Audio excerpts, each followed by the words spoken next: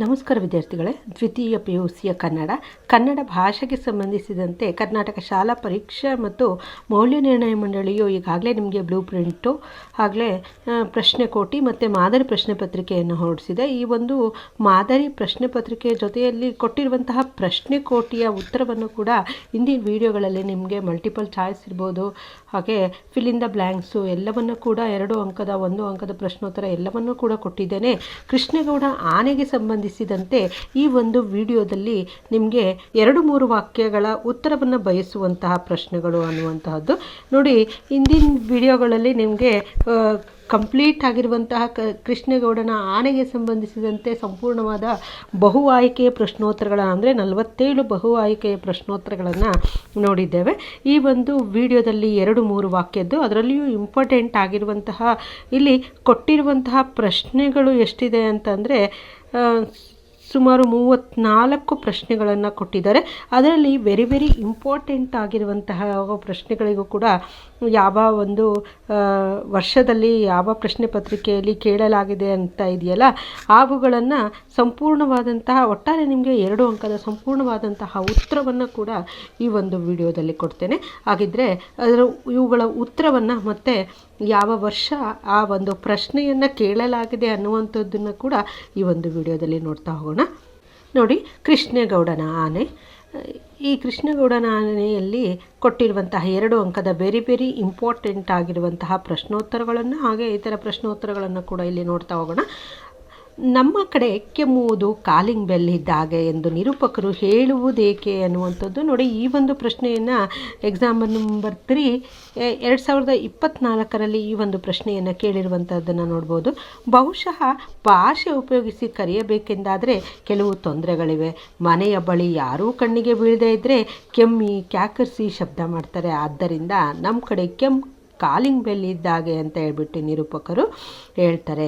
ದುರ್ಗಪ್ಪ ಏಕೆ ಬಂದಿರಬಹುದು ಅಂತ ಹೇಳ್ಬಿಟ್ಟು ನಿರೂಪಕರು ಯೋಚಿಸ್ತಾರೆ ಅನ್ನುವಂಥದ್ದು ಈ ಒಂದು ಪ್ರಶ್ನೆಯನ್ನು 2025ರ ಎಕ್ಸಾಮ್ ನಂಬರ್ 1ನಲ್ಲಿ ಕೇಳಿರುವಂಥದ್ದನ್ನು ನೋಡ್ಬೋದು. ದುರ್ಗಪ್ಪನು ಏನೋ ಕೇಳಲು, ಚಂದ ವಸೂಲಿಗೋ ಇಲ್ವೇ ಕಾಫಿ ಬೀಜವನ್ನೋ ಏಲಕ್ಕಿಯನ್ನೋ ಕೇಳಲೆಂದು ಇಲ್ಲ ಇನಾಮು ಕೇಳಲೆಂದು ಬಂದಿರಬಹುದು ಅಂತ ಹೇಳ್ಬಿಟ್ಟು ನಿರೂಪಕರು ಯೋಚಿಸ್ತಾರೆ. ಕೊಂಬೆ ಲೈನಿನ ಮೇಲೆ ಬೀಳಲು ಆನೆ ಕಾರಣವೆಂಬುದಕ್ಕೆ ದುರ್ಗಪ್ಪನ ಹೇಳಿಕೆಯ ಸಂಗತಿಗಳಾವುವು ಅಂತ ಇದೆ. ದರಿದ್ರ ಕೃಷ್ಣೇಗೌಡರ ಆನೆ ಮಾಡಿರೋ ಕೆಲಸವಿರಬೇಕು. ಮರದ ಹತ್ತಿರ ಅದರಲ್ಲಿ ಅದ್ದಿ ಬಿದ್ದಿದೆ.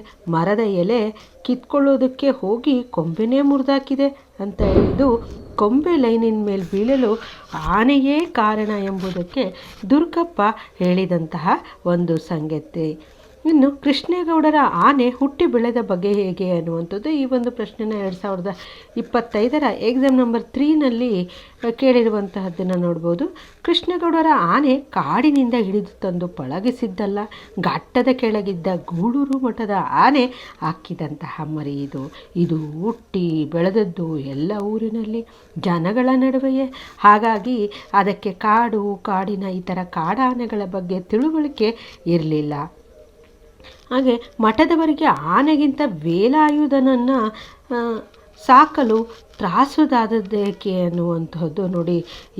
ಈ ಒಂದು ಪ್ರಶ್ನೆನ 2024ರ 2 ಪರೀಕ್ಷೆಗಳಲ್ಲಿ ಕೇಳಿರುವಂಥದ್ದು ಎಕ್ಸಾಮ್ ನಂಬರ್ 1 ಮತ್ತು ಎಕ್ಸಾಮ್ ನಂಬರ್ 2ನಲ್ಲಿ ಕೇಳಿರುವಂಥದ್ದನ್ನು ನೋಡ್ಬೋದು. 24 ಗಂಟೆಯೂ ಕುಡದೇ ಇರ್ತಿದ್ದಂತಹ ಮಾವುತ ಮಠದ ಸಾತ್ವಿಕ ವಾತಾವರಣಕ್ಕೆ ದೊಡ್ಡ ತಲೆನೋವಾಗ್ಬಿಟ್ಟಿದ್ದ. ಅದರಿಂದ ಮಠದವರಿಗೆ ಮಾವುತ ವೇಲಾಯುಧನನ್ನು ಸಾಕಾಕುವುದು ಆ ಆನೆಯನ್ನು ಸಾಕುವುದಕ್ಕಿಂತ ಹೆಚ್ಚು ತ್ರಾಸುದಾಯಕವಾಗಿಬಿಟ್ಟಿತ್ತು. ಆನೆ ಸಾಕುವುದರ ಬಗ್ಗೆ ಜನರ ನಂಬಿಕೆ ಏನಾಗಿತ್ತು ಅನ್ನುವಂತಹದ್ದು ನೋಡಿ. ಆನೆ ಸಾಕೋದು ಅಂದರೆ ಎಲೆಕ್ಷನ್ಗೆ ನಿಂತ ಹಾಗೆ ಮನೆ ಮಾಟ ಸಂಪೂರ್ಣ ಹಾಳು ಮಾಡಿಕೊಂಡು ಹೆಂಡತಿ ಮಕ್ಕಳ ಬಾಯಿಗೆ ಮಣ್ಣು ಹಾಕುವಂಥ ಕ್ಷಿಪ್ರ ಮಾರ್ಗ ಅಂತ ಹೇಳ್ಬಿಟ್ಟು ಇದನ್ನು ಜನರು ನಂಬಿದ್ರು. ಈ ಒಂದು ಪ್ರಶ್ನೆಯನ್ನು 2025ರ ಎಕ್ಸಾಮ್ ನಂಬರ್ 2ನಲ್ಲಿ ಕೇಳಿರುವಂಥದ್ದನ್ನು ನೋಡ್ಬೋದು. ಇನ್ನು ಸೊರಗಿದ್ದ ಆನೆಯನ್ನು ಕೃಷ್ಣೇಗೌಡ ಹೇಗೆ ಸಾಕಿದ ಅನ್ನುವಂಥದ್ದು ನೋಡಿ. ಎಕ್ಸಾಮ್ ನಂಬರ್ 1 2024 ಹಾಗೆ ಎಕ್ಸಾಮ್ ನಂಬರ್ 1 2025 ಮತ್ತು ಎಕ್ಸಾಮ್ ನಂಬರ್ 2ನಲ್ಲೂ ಕೂಡ ಈ ಒಂದು ಪ್ರಶ್ನೆ ಕೇಳಿರುವಂತಹದ್ದನ್ನು ನೋಡ್ಬೋದು. ಮಠದಲ್ಲಿ ಬರೀ ಒಣ ಹುಲ್ಲು ಮೊಸರನ್ನು ತಿಂದು ಸೊರಗಿದ್ದಂತಹ ಆನೆಗೆ ಬೈನೆ ಅಂದರೆ ಬಗಣೆ ಸೊಪ್ಪು, ಹಸಿ ಹುಲ್ಲು, ಹಿಂಡಿ, ಬೆಲ್ಲ, ಗೆಣಸು ಎಲ್ಲ ಕೊಟ್ಟು ಕೃಷ್ಣೇಗೌಡ ಪಗಡುದಸ್ತಾಗಿ ಅಂದರೆ ದಷ್ಟಪುಷ್ಟವಾಗಿ ಬೆಳೆಸಿದ್ದ. ಇನ್ನು ಕಾಡಾನೆಗಳ ಹಾವಳಿಗೆ ಪ್ರಕಾಶ್ ನೀಡಿದಂತಹ ಕಾರಣಗಳೇನು ಅಂತ ಇದೆ ನೋಡಿ. ಈ ಒಂದು ಪ್ರಶ್ನೆಯನ್ನು ಎಕ್ಸಾಮ್ ನಂಬರ್ 2 2024 ಕೇಳಿರುವಂತಹದ್ದನ್ನು ನೋಡ್ಬೋದು. ಕಾಡಾನೆಗಳು ಊರಿನ ಕಡೆ ಬಂದು ಜನರ ಪೈರು ಫಸಲಿಗೆ ಹಾನಿ ಮಾಡಲು ಕಾರಣ. ಅರಣ್ಯ ಇಲಾಖೆಯವರು ಕಾಡಿನ ಮರಗಳನ್ನು ತೆಗೆದು ನೀಲಗಿರಿ, ಅಕೇಶಿಯಾ ಮುಂತಾದ ನಿರುಪಯುಕ್ತವಾದಂತಹ ಮರಗಳನ್ನು ನೆಡ್ತಾ ಇರೋದು ಅಂತ ಹೇಳ್ಬಿಟ್ಟು ಪ್ರಕಾಶ ಹೇಳ್ತಾರೆ. ಇನ್ನು ಫಾರೆಸ್ಟ್ ಡಿಪಾರ್ಟ್ಮೆಂಟ್ನವರು ನಂಬರ್ 1 ಎನಿಮಿಗಳು ಯಾರು ಅನ್ನುವಂಥದ್ದು ಈ ಒಂದು ಕ್ವೆಶನನ್ನು ಎಕ್ಸಾಮ್ ನಂಬರ್ 3 2025 ಕೇಳಿರುವಂತಹದ್ದನ್ನು ನೋಡ್ಬೋದು. ಮಲೆನಾಡಿನ ಮಳೆಗೆ ಫಾರೆಸ್ಟ್ PWನವರು, ಕರೆಂಟ್ನವರು, ಟೆಲಿಫೋನ್ ಡಿಪಾರ್ಟ್ಮೆಂಟ್ನವರು ಈ 3 ಡಿಪಾರ್ಟ್ಮೆಂಟ್ಗಳು ಫಾರೆಸ್ಟ್ ಡಿಪಾರ್ಟ್ಮೆಂಟ್ನವರ ನಂಬರ್ 1 ಎನಿಮಿಗಳಾಗ್ಬಿಟ್ಟಿದ್ರು. ನಾಗರಾಜ ದುರ್ಗಪ್ಪನ ಮೇಲೆ ಏನಂತ ರೇಗ್ತಾನೆ ಅಂದರೆ ಕೃಷ್ಣೇಗೌಡನ ಆನೆ ಮರ ಮುರಿದು ಬೀಳಿಸ್ತು ಅಂತ ಹೇಳ್ಬಿಟ್ಟು ಹೇಳಿಕೆ ಬರ್ಕೊಂಡು ಅದನ್ನು ಎಳ್ಕೊಂಡು ಬಂದು ಕಾರಿನ ಜೊತೆ ಕಟ್ಟಾಕಿ ಬರೆ ಹಾಕ್ಬಿಡ್ತೀನಿ. ನಿನ್ನ ಪುಕಾರೇನಿದ್ರು ಬರವಣಿಗೆಯಲ್ಲಿರಬೇಕು, ಹಾಗಿದ್ದರೆ ಮಾತ್ರ ನಾನು ಆ್ಯಕ್ಷನ್ ತಗೊಳ್ಳೋದು ಅಂತ ಹೇಳ್ಬಿಟ್ಟು ನಾಗರಾಜ ದುರ್ಗಪ್ಪನ ಮೇಲೆ ರೇಗ್ತಾನೆ. ಇನ್ನು ಡ್ರೈವರ್ನ ತಲೆ ಜಜ್ಜಿ ಹೋದದ್ದು ಹೇಗೆ, ಆನೆ ಅದಕ್ಕೆ ಕಾರಣವೇ ಅನ್ನುವಂತಹದ್ದು ಉತ್ತರ. ಶರಾಬಿನ ನಿಶಾದಲ್ಲಿದ್ದಂತಹ ವೇಲಾಯುಧ ಲಾರಿಗೂ ನಾಟಗಳಿಗೂ ಬಿಗಿದು ಕಟ್ಟಿದ್ದ ಹಗ್ಗ ಬಿಚ್ಚಬೇಕೆಂಬುದನ್ನು ಮರೆತು ಲಾರಿ ಮೇಲಿನ ದಿಮ್ಮಿಗಳನ್ನು ತಳ್ಳಿ ಉರುಳಿಸಲು ಹೇಳ್ದ. ಲಾರಿ ಮೆಲ್ಲಗೆ ಒಂದು ಕಡೆಗೆ ದೊಪ್ಪನೆ ಉರುಳಿ ಬಿತ್ತು. ಕ್ಯಾಬಿನಿನಲ್ಲಿ ಇಟ್ಟಿದ್ದಂತಹ ಮಣೆಬಾರದ ಲಾರಿ ಜಾಗ್ ಬುರುಡೆ ಮೇಲೆ ಬಿದ್ದಂತಹ ಹೊಡೆತಕ್ಕೆ ತಲೆ ಜಜ್ಜಿ ಡ್ರೈವರ್ ಸತ್ತು ಹೋದ. ಆನೆ ಇದಕ್ಕೆ ಕಾರಣ ಅಲ್ಲ. ಇನ್ನು ತನ್ನ ಕೆಲಸ ಅತ್ಯಂತ ಅಪಾಯಕಾರಿಯಾದಂಥ ಕೆಲಸ ಅಂತ ಹೇಳ್ಬಿಟ್ಟು ದುರ್ಗಪ್ಪ ವಿವರಿಸಿದ್ದು ಹೇಗೆ ಅಂತಂದರೆ, ಲೈನ್ಮನ್ ಕೆಲಸಕ್ಕೆ ಸೇರಿದ ಮೇಲೆ ಪ್ರಾಣದ ಆಸೆ ಇಟ್ಕೊಂಡ್ರೆ ಆಗುತ್ತಾ? ಡಿಪಾರ್ಟ್ಮೆಂಟಿನ ಲೈನ್ಮನ್ಗಳು ಯಾರು ಸರ್ವೀಸ್ ಮುಗಿಸಿ ರಿಟೈರ್ ಆಗಿರೋದಿಲ್ಲ. ಕರೆಂಟಿನ ಜೊತೆ ಕೆಲಸ ಅದು. ಒಂದಲ್ಲ ಒಂದಿನ ಎಚ್ಚರ ತಪ್ಪಿದರೆ ಅಲ್ಲಿಗೆ ಮುಗ್ದಂಗೆ ಅಂತ ಹೇಳಿಬಿಟ್ಟು ತನ್ನ ಕೆಲಸ ಅತ್ಯಂತ ಅಪಾಯದ್ದು ಅಂತ ಹೇಳಿ ದುರ್ಗಪ್ಪ ವಿವರಿಸ್ತಾನೆ. ಇನ್ನು ಜಬ್ಬಾರ್ ನಿರೂಪಕರಿಗೆ ಅಂಚೆ ವಿಲೇವಾರಿ ಬಗ್ಗೆ ಅಸಡ್ಡೆಯಿಂದ ಏನು ಹೇಳ್ತಾನೆ ಅನ್ನುವಂತಹ ಪ್ರಶ್ನೆ ಈ ಒಂದು ಕ್ವಶನನ್ನು ಎಕ್ಸಾಮ್ ನಂಬರ್ 2 2024 ಮತ್ತು ಎಕ್ಸಾಮ್ ನಂಬರ್ 3 ಕೇಳಿರುವಂಥದ್ದನ್ನು ನೋಡ್ಬೋದು. ನಿರೂಪಕರು ಜಬ್ಬಾರ್ನ ಅಂಚೆ ವಿಲೇವಾರಿ ತಡವಾದ ಆಕ್ಷೇಪಿಸಿದರೆ ಆತ, ಅಯ್ಯೋ ಯಾವುದೋ ಮದುವೆ ಮನೆ ಕಾಗ್ದ ಸರ್, ನೀವೇನು ಹೋಗೋದಿಲ್ಲ ಏನಿಲ್ಲ, ಅದನ್ನು ಇವತ್ತು ಕೊಟ್ಟರು ಒಂದೇ ನಾಳೆ ಕೊಟ್ಟರು ಒಂದೇ ಅಂತ ಹೇಳ್ಬಿಟ್ಟು ಜಬ್ಬಾರ್ ನಿರೂಪಕರಿಗೆ ಅಂಚೆ ವಿಲೇವಾರಿ ಬಗ್ಗೆ ಅಸಡ್ಡೆಯಿಂದ ಹೇಳ್ತಾನೆ. ನಾಯಿ ಕಚ್ಚಿದ್ದೆಲ್ಲಿ ಎಂದಾಗ ಜಬ್ಬಾರ್ ಇರುಸು ಮುರುಸಿನಿಂದ ಏನು ಹೇಳ್ತಾನೆ ಅನ್ನುವಂಥದ್ದು ಉತ್ತರ. ಪುಟ್ಟಯ್ಯ ನಾಯಿ ಕಚ್ಚಿದ್ದೆಲ್ಲಿ ಅಂತ ಪ್ರಶ್ನಿಸಿದಾಗ ಜಬ್ಬಾರ್ ಇರುಸು ಮುರುಸಿನಿಂದ ಹೋಗ್ಲಿ ತೋರಿಸೋ ಹಂಗಿಲ್ಲ ನನಗಂದು ಹೇಳಿದಾಗ ಜಬ್ಬಾರ್, ಬಿಡಿ ಅದು ಬೀದಿಲಿ ಅಂಥ ಜಾಗದಲ್ಲಿ ಕಚ್ಚಿದೆ, ಪ್ಯಾಂಟ್ ಬಿಚ್ಚಬೇಕಾಗುತ್ತೆ ಅಂತ ಹೇಳಿ ತಗ್ಗಿದ ದನಿಯಲ್ಲಿ ಹೇಳ್ತಾನೆ. ಇನ್ನು ಹುಚ್ಚು ನಾಯಿಗಳು ಆಸ್ಪತ್ರೆಯಲ್ಲಿ ಹೇಗೆ ವರ್ತಿಸ್ತವೆ ಅಂತ ಹೇಳ್ಬಿಟ್ಟು ಪುಟ್ಟಯ್ಯ ಹೇಳ್ತಾನೆ ಅನ್ನುವಂಥದ್ದು ಈ ಒಂದು ಕ್ವಶನನ್ನು ಎಕ್ಸಾಮ್ ನಂಬರ್ 3 2024 ಹಾಗೆ ಎಕ್ಸಾಮ್ ನಂಬರ್ 3 2025 ಈ ಒಂದು ಪ್ರಶ್ನೆ ರಿಪೀಟ್ ಆಗಿರುವಂತಹದ್ದನ್ನು ನೋಡ್ಬೋದು. ಪುಟ್ಟಯ್ಯ ನಿರೂಪಕರಿಗೆ ಹುಚ್ಚು ನಾಯಿಗಳು ತಲೆ ಕೆಟ್ಟು ಕಂಡದ್ದಕ್ಕೆಲ್ಲ ಕಚ್ತವೆ, ಆಸ್ಪತ್ರೆಗೆ ತಗೊಂಡು ಬಂದಿದ್ದನ್ನು ನೋಡಿದನೆಲ್ಲ, ಮೇಜು ಕುರ್ಚಿ ಕಾಲಿಗೆಲ್ಲ ಕಚ್ತವೆ ಅಂತ ಹೇಳ್ಬಿಟ್ಟು ಪುಟ್ಟಯ್ಯ ಹೇಳ್ತಾನೆ. ನಾಯಿಯನ್ನು ಕೊಲ್ಲದೆ ನೌಕರರು ಸುಳ್ಳು ಹೇಳಿರುವರೆಂದು ನಿರೂಪಕರು ಯಾವ ಸಲಹೆಯನ್ನು ನೀಡ್ತಾರೆ ಅಂದರೆ ನೋಡಿ, ಈ ಒಂದು ಕ್ವಶನನ್ನು ಎಕ್ಸಾಮ್ ನಂಬರ್ 1 2024 ಎಕ್ಸಾಮ್ ನಂಬರ್ 2 ಕೇಳಿರುವಂಥದ್ದು. ಹಾಗೆ ಎಕ್ಸಾಮ್ ನಂಬರ್ 1 2025 ಕೂಡ ಈ ಒಂದು ಪ್ರಶ್ನೆ ರಿಪೀಟ್ ಆಗಿರುವಂಥದ್ದನ್ನು ನೋಡ್ಬೋದು. ಇನ್ನು ಉತ್ತರ, ನಿಮ್ಮ ನೌಕರರು ಒಂದೇ ಒಂದು ನಾಯಿಯನ್ನು ಕೊಲ್ಲದೆ ನಿಮಗೆ ಸುಳ್ಳು ಲೆಕ್ಕ ಕೊಟ್ಟಿದ್ದಾರೆ. ಇನ್ನು ಮೇಲೆ ನಾಯಿ ಕೊಂದರೆ ಬಾಲ ತಗೊಂಡು ಬಂದು ತೋರಿಸಿ ಅಂತ ಹೇಳಿ ಅವ್ರ ಲೆಕ್ಕ ಸುಳ್ಳು ನಿಜವೋ ನಿಮಗೇ ಗೊತ್ತಾಗ್ತತೆ ಅಂತ ಹೇಳ್ಬಿಟ್ಟು ನಿರೂಪಕರು ಸಲಹೆಯನ್ನು ನೀಡ್ತಾರೆ. ನೋಡಿ, ಈ ಒಂದು ಕ್ವಶನ್ನು 3 ಬಾರಿ ಬಂದಿರುವಂಥದ್ದನ್ನು ನೋಡ್ಬೋದು. ಸೊ ಇದು ವೆರಿ ಇಂಪಾರ್ಟೆಂಟ್ ಆಗಿರುವಂತಹದ್ದು. ಆನೆಯೇ ತಿಪ್ಪಣ್ಣನ ಸಾವಿಗೆ ಕಾರಣವೆಂದು ದುರ್ಗಪ್ಪ ಹೇಳಿದಾಗ ನಿರೂಪಕರ ಪ್ರತಿಕ್ರಿಯೆ ಏನು ಅನ್ನುವಂಥದ್ದು. ಆನೆಯೇ ತಿಪ್ಪಣ್ಣನ ಸಾವಿಗೆ ಕಾರಣವೆಂದು ದುರ್ಗಪ್ಪ ಹೇಳಿದಾಗ ನಿರೂಪಕರು, ಅದೇನು ಮಾಡುತ್ತಯ್ಯ ಆನೆ, ಎಲ್ಲೋ ಕಂಬದ ಮೇಲೆ ಸತ್ತಿರೋ ತಿಪ್ಪಣ್ಣನಿಗೂ ಎಲ್ಲೋ ಓಡಾಡ್ಕೊಂಡಿರೋ ಆನೆಗೂ ಕತೆ ಕಟ್ಟಿರಲ್ಲಯ್ಯ,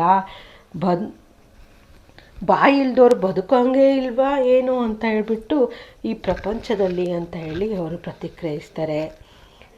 ಇನ್ನು ಡ್ರೈವರ್ ಅಬ್ಬಾಸ್ ಕ್ಲೀನರ್ ಕೃಷ್ಣರ ಸಾವಿಗೆ ಕಾರಣವೇನು ಅನ್ನುವಂತಹದ್ದು. ಡ್ರೈವರ್ ಅಬ್ಬಾಸಿಗೆ ಲಾರಿ ಓಡಿಸುವಾಗ 2 ದಮ್ ಬೀಡಿ ಎಳೆಯುವಂತಹ ಆಸೆ ಆಯಿತು. ಕ್ಲೀನರ್ ಕೃಷ್ಣನಿಗೆ ಸ್ಟೇರಿಂಗ್ ಹಿಡಿದಿರಲು ಹೇಳಿದ. ವಜ್ರಮುಷ್ಟಿಯಲ್ಲಿ ಹಿಡಿದಿದ್ದರಿಂದ ಲಾರಿ ಮರದ ಕಡೆ ನುಗ್ಗಿತು. ಗಾಡಿ ಬೀಡಿಯಲ್ಲಿ ಅಬ್ಬಾಸ್ಗೆ ಬ್ರೇಕ್ ಹಾಕಬೇಕು ಅಂತ ಹೊಳಿಲಿಲ್ಲ. ಲಾರಿ ಮರಕ್ಕೆ ಡಿಕ್ಕಿ ಹೊಡೆದು ಹಿಂದುಗಡೆ ಇದ್ದ ಅಪಾರ ತೂಕದ ಮರದ ದಿಮ್ಮಿಗಳು ಕ್ಯಾಬಿನ್ ಮುರಿದು ಮುನ್ನುಗ್ಗಿದ್ವು. ಮರಕ್ಕೂ ದಿಮ್ಮಿಗಳಿಗೂ ನಡುವೆ ಸಿಕ್ಕಿದ್ದಂತಹ ಡ್ರೈವರ್ ಅಬ್ಬಾಸ್, ಕ್ಲೀನರ್ ಕೃಷ್ಣ ಇಬ್ಬರೂ ಅಲ್ಲೇ ಸತ್ತು ಹೋದರು.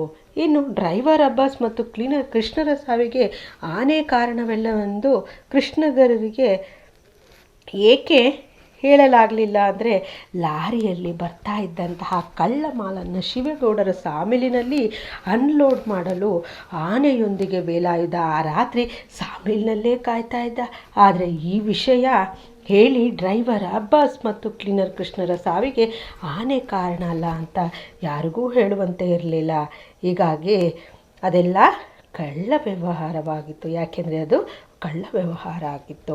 ಇನ್ನು ಆನೆಯನ್ನು ಹದ್ದುಬಸ್ತಿನಲ್ಲಿಡುವುದರ ಬಗ್ಗೆ ವೇಲಾಯುಧನ ಅಪ್ಪ ಏನು ತಿಳಿಸಿದ್ದ ಅನ್ನುವಂಥದ್ದು ನೋಡಿ. ಈ ಒಂದು ಕ್ವಶನು ಎಕ್ಸಾಮ್ ನಂಬರ್ 1 2024 ಹಾಗೆ ಎಕ್ಸಾಮ್ ನಂಬರ್ 2 2025 ಎರಡೂ ವರ್ಷ ಈ ಒಂದು ಪ್ರಶ್ನೆ ರಿಪೀಟ್ ಆಗಿರುವಂತಹದ್ದನ್ನು ನೋಡ್ಬೋದು.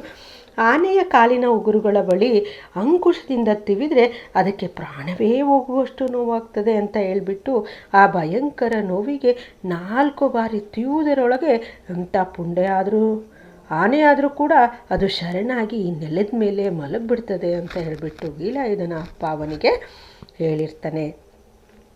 ಇನ್ನು ಅರಣ್ಯ ಇಲಾಖೆಯವರು ನಾಗರಾಜನನ್ನು ಕುರಿತು ಏನಂತ ಹೇಳ್ಬಿಟ್ಟು ಜಾಹೀರಾತು ನೀಡಿದರು ಅನ್ನುವಂಥದ್ದು. ಈ ಒಂದು question exam number 3 2024, exam number 1 2025, exam number 2 ಮತ್ತು ಎಕ್ಸಾಮ್ ನಂಬರ್ 3ನಲ್ಲಿ 3 ಎಕ್ಸಾಮ್ಸಲ್ಲಿಯೂ ಕೂಡ ಈ ಒಂದು ಪ್ರಶ್ನೆಯನ್ನು ಕೇಳಿರುವಂಥದ್ದನ್ನು ನೋಡ್ಬೋದು. ಸೊ ಇದು ವೆರಿ ಇಂಪಾರ್ಟೆಂಟ್ ಆಗಿರುವಂತಹ ಒಂದು ಕ್ವಶನು. ಅರಣ್ಯ ಇಲಾಖೆಯವರು ಪತ್ರಿಕೆಗಳಲ್ಲಿ ಅವನ ಫೋಟೋ ಕೊಟ್ಟು ಮನೆಯವರ ಮೇಲಾಧಿಕಾರಿಗಳು ಹಾಗೂ ಊರಿನ ಜನರೆಲ್ಲ ನಿನ್ನದೇ ನಿರೀಕ್ಷೆಯಲ್ಲಿದ್ದಾರೆಂದು ನಿನ್ನ ವಿರುದ್ಧ ಯಾವುದೇ ಕ್ರಮ ಮತ್ತು ಶೋಕಾಸ್ ನೋಟಿಸ್ ಅಥವಾ ತನಿಖೆ ನಡೆಸುವುದಿಲ್ಲ ಅಂತ ಹೇಳ್ಬಿಟ್ಟು ಈ ಮನವಿ ನೋಡಿದ ಕೂಡಲೇ ಎಲ್ಲಿದ್ದರೂ ಹಿಂತಿರುಗಿ ಬರ್ತಕ್ಕದ್ದು ಅಂತ ಹೇಳ್ಬಿಟ್ಟು ಜಾಹೀರಾತನ್ನು ನೀಡಿದರು. ಇಷ್ಟು ನಿಮ್ಮ ಒಂದು ಪ್ರಶ್ನೆ ಕೋಟಿಯಲ್ಲಿ ಅದರಲ್ಲಿಯೂ 2 ಅಂಕಗಳಿಗೆ ಸಂಬಂಧಿಸಿದಂತೆ ಕೇಳಿರುವಂತಹ ಪ್ರಶ್ನೆಗಳ ಸಂಪೂರ್ಣವಾದಂತಹ ಉತ್ತರವಾಗಿತ್ತು. ಮುಂದಿನ ವಿಡಿಯೋದಲ್ಲಿ 3 ಅಂಕಗಳಿಗೆ ಸಂಬಂಧಿಸಿದಂತಹ ಪ್ರಶ್ನೆ ಕೋಟಿಯಲ್ಲಿನ ಉತ್ತರವನ್ನು ನೋಡೋಣ. ಧನ್ಯವಾದಗಳು.